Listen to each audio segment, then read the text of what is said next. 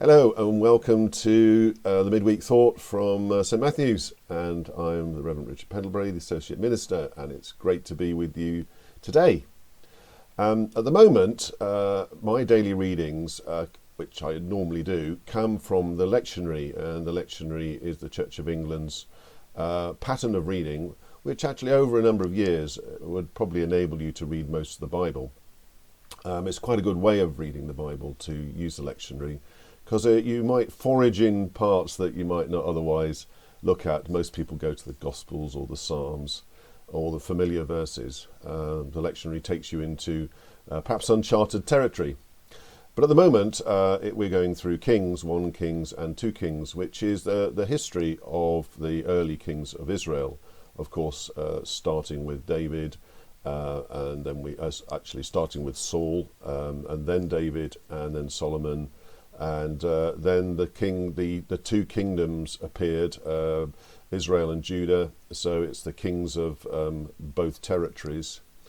I've read these books quite a lot actually over the years, and my overriding impression is right at the beginning of each of the reigns, and generally it says something like this: King so and so followed his father's ways and did evil in the sight of God. And if you look through them, most of them did evil in the sight of God.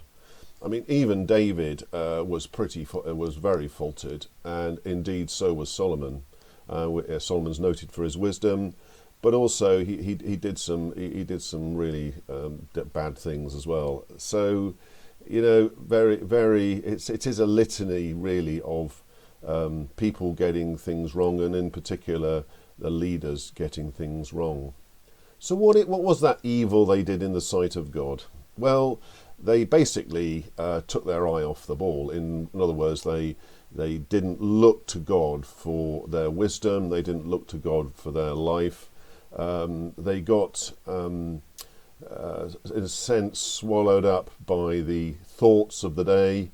Many of them ended up worshipping other gods with a small g. These were gods that were made up, particularly Molech, and then they put up Asherah poles.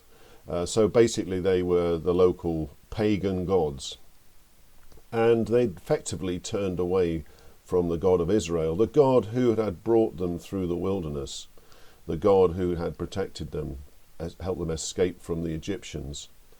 And as the generations went on, so this sort of evil disrespect for God, and of course the influence on the peoples as well.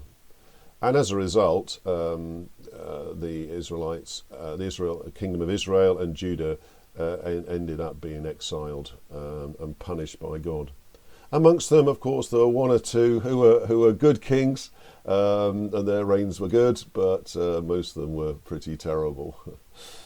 So what does that teach us today? Well, I think, first of all, if one is in a leadership position, then you have a lot of responsibility. And as for us as Christian leaders, keeping our eyes on Jesus is very important. But I think there's also something for everyone, that we all need to keep our eyes on Jesus. It's so easy to get distracted. And I'd say most Christians don't go and run off and worship Molech or other gods, but there are other things that distract us. The things we enjoy, it's all good things, perhaps family, hobbies, interests, and they do deflect us from keeping our eyes on Jesus. I'm not saying we shouldn't do those things. Our families are really important to us, and we love them, and our friends. But I think we need to seek first the kingdom of God, and then those other things will be added unto us, as the verse says.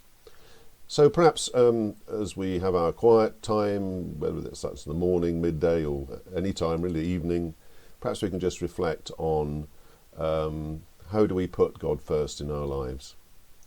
I hope you have a good rest of the week, and I'll see you soon. Bye.